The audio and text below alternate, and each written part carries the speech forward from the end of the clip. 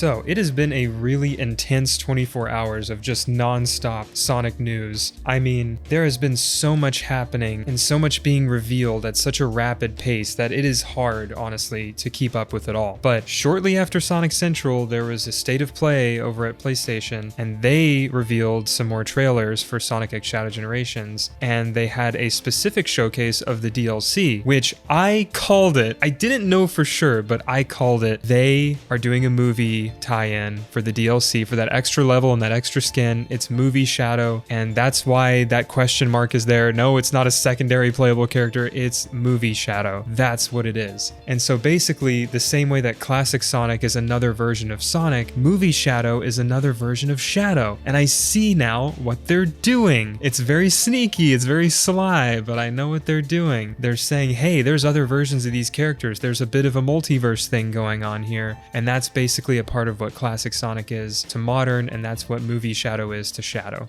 Very, very cool. And it's really funny because I was just talking about the similarities in my previous video talking about Mephiles coming back and all the recent news. The similarities between Kirk Thornton and Keanu Reeves' performance as Shadow, and how Kirk has like now evolved and is giving this like very new performance of the character that we haven't seen him do previously, probably because Shadow's been absent for the past 10 years. Now that they see Shadow as a moneymaker, I'm sure Sega sees this, I'm sure Sonic Team sees this, we're going to be seeing a lot more of Shadow. This is not the end, this year of Shadow. You know, we're going to be seeing Shadow as a more prominent character in the future because he prints money. This movie is going to blow everyone away. I already know it. And I know that it's going to enhance his popularity even more than this game is already doing, which I can't even fathom that level of popularity. It's insane how Shadow's character is skyrocketing into the stratosphere and is just now capable of anything, seemingly. We could get a Shadow the Hedgehog sequel, we could get a Shadow the Hedgehog remake. I don't know what is happening.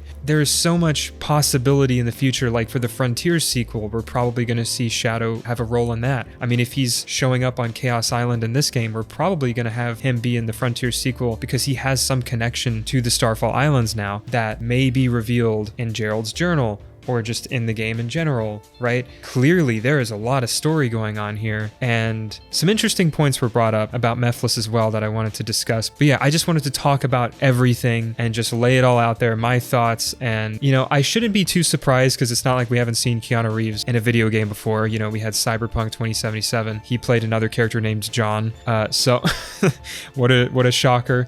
I wonder how they got him to play Shadow, if they were like, oh no, this character's named John, we promise, and he accepted the script and that was that. But no, really, I think it's amazing that we have Keanu Reeves in a Sonic game voicing Shadow officially. Really interesting dialogue in that DLC. I'm assuming that's the start of the DLC where Shadow goes through the portal and his appearance changes. So it's a little bit different. Like classic Sonic and modern Sonic are separate entities, but Shadow's kind of transforming into Movie Shadow. And he's like, oh my God, my appearance, it's so different. Like what's going on? And my voice is different. Like it's kind of a weird choice they're making when they could have just made them two separate characters like interacting. I think that would have been cool, but what do I know?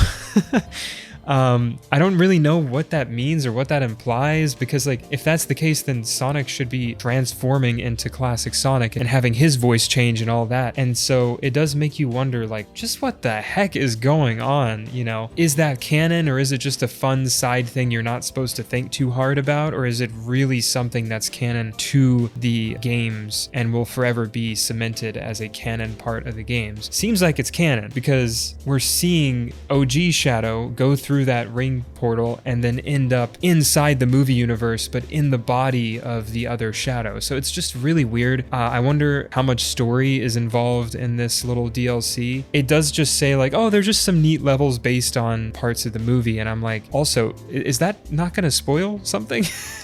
Like maybe they should have waited on revealing the DLC like until after the movie came out, but that is like a while. But hey, that would have given them a couple more months to polish things up and add more cutscenes or whatever. I don't know. I also wanted to comment on Sunset Heights, which clearly indicates we're going to be getting an infinite rival boss battle for that section of levels. I don't know who else Shadow would be fighting other than maybe that giant metal Sonic illusion that you fight in Sunset Heights. That could be possible, but I think that's kind of lame. I think infinite just makes more sense. which means if Infinite's there, he could be using illusions in the boss battle, and he could be throwing Zavok at you, he could be throwing Metal Sonic at you, he could be throwing Chaos at you. I don't know. Like, anything's possible here, you know. There's a lot of possibilities with that section. I haven't really been thinking too much about it. Yeah, Sunset Heights. The level looks incredible. The animation, the little cinematic moments, these little, I don't know what to call them, but they're kind of like, they're like little Uncharted moments, you know, where something really cinematic happens while you're just playing the level, and the transition is so smooth that you don't really notice it and it feels like a movie. I'm getting those kind of vibes here. Like, the level of polish is insane. You know, it just looks like such a fun time, man. This game just looks so fun. To move on to the last thing I want to talk about, you know, with Mephiles, like, is Mephiles going to remember anything? And is Shadow going to remember anything? And are they going to remember each other? And I think the answer is probably no. At least to Shadow remembering Mephiles. I think Mephiles is going to remember everything. I think that's the more interesting path to take with that scenario. I have no idea what they're going to do, but I would assume Mephiles would remember all the events and everyone else wouldn't. And so he would have this upper hand of like, I know everything about you, but you know nothing about me. And he's going to use that to his advantage and try to manipulate Shadow. But I think Shadow is probably going to have some flashbacks akin to what Sonic had in Frontiers, where he remembered, or like all the characters, like they remembered events from Adventure or events from Sonic 3. The characters are remembering these old past events. And I think the same is going to apply to Shadow. He's going to have flashbacks to 06, and he's going to remember who Mephiles is, but it's going to creep up on him slowly. He's not just going to suddenly remember everything. I think he's going to have pieces in there of like, yeah, something's missing. Like, I feel like I know you, but I can't quite place my finger on like how or what happened between us, but I know there's something here, you know? And I think that's going to be what Shadow is struggling with while fighting Mephiles, because we know these boss fights have dialogue inside the boss fight, which is really cool. It's not just like cutscene and then fight and then cutscene and then fight. And obviously that's nothing like new. I mean, if you go back and you play Heroes, it's the same thing. Like, Metal Overlord's just sort of screeching out things as he's fighting you. So it's not really new, but it's a really cool addition to make everything feel more lively and interactive and entertaining. You know, like while you're fighting, you're also getting this like really dramatic dialogue, you know, to enhance the scene. There's so many implications with Mephiles. Like, how much are we going to get into that? How do they remember each other if they do? Because if Shadow just shows up and he's like, you again, you know, it's going to be kind of weird, because that doesn't make any sense. Unless they're retconning the idea that, you know, blowing out the flame did Jack. Which, I don't know.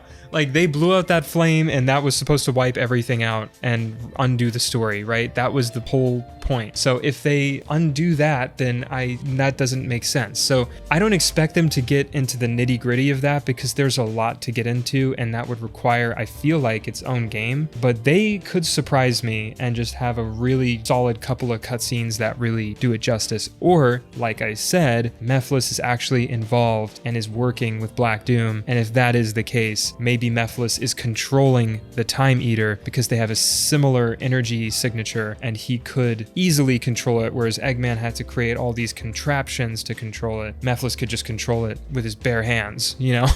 So that would be the idea there in my mind, where I would go with it if I was in charge, just me. I don't know what Ian Flynn has thought up, you know, at this point, and I don't know if we're going with that theory or not, but I'd like to think, like, what else are they gonna do? If they bring him in just for a rival fight and he barely says anything and they just kill him off, or he gets sealed back into the Scepter of Darkness and then they just get rid of the scepter itself or something and just permanently erase him again, I think that's just so lame. The more I think about it, I'm like, it would be slightly disappointing. I can't, like, as happy as I am to see this character again, it would be very disappointing if he just came back and just vaporized once Shadow defeated him and just was never seen again. I'm very afraid of that, only because of what they did to Infinite, how he just zapped away and we just never saw him again. And throughout the entirety of Frontiers, I was honestly, seriously expecting at some point Infinite's going to show up. He's going to have some significance, because it just makes too much sense. How does the Phantom Ruby play into the Starfall Islands, blah, blah, blah, blah.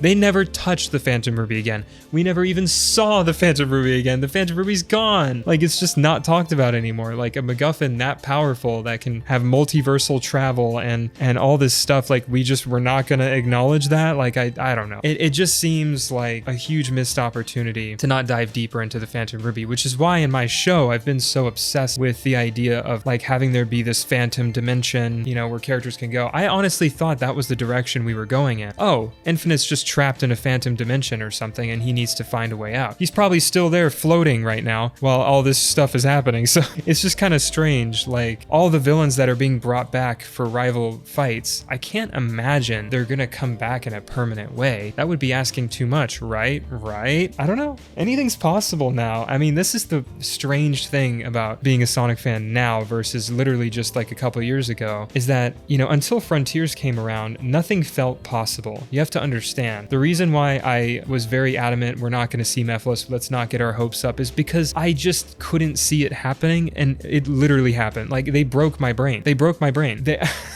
They did something I never thought that they would do, and here we are. And after that day of getting all that information and just having an information overload, which I'm sure we've all felt, but I've never seen that before. You have to understand, again, it's been so dead for the past 10 years of just nothing really that interesting that created any, like, if at all, any hype for me personally. Like, I just, you know, ever since Generations, honestly, it's just been sort of this very static feeling, and Forces had me hyped.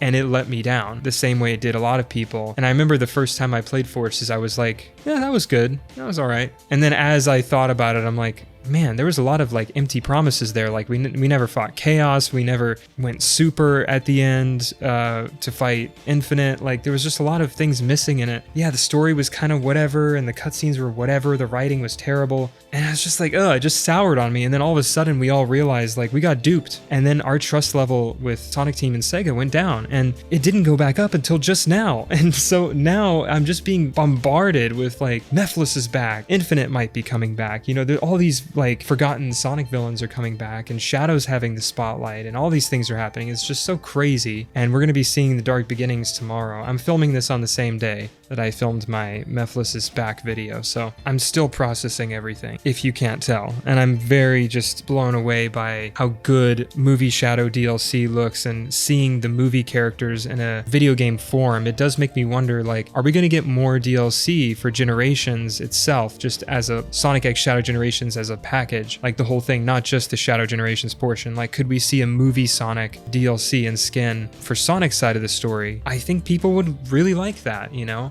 Oh yeah, one last thing, we did see, I guess, a fight with Sonic on the Ark from Shadow's perspective, so that'll be interesting to see. I think that's actually where the crossover is going to be, and where the game could probably change in base Generations, like the remastered one. So we'll see, but that's my theory on that. But anyway, oh man, it's been quite a day. Thank you guys so much for watching this video.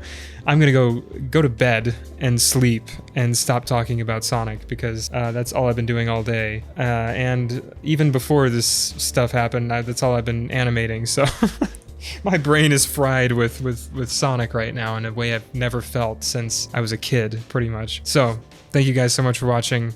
I appreciate you so much. Leave a comment. Let's discuss all the things that have been happening, because there is a lot to talk about. Bombardment of Sonic news. So thank you, and I'll see you in the next video, creators. Peace out.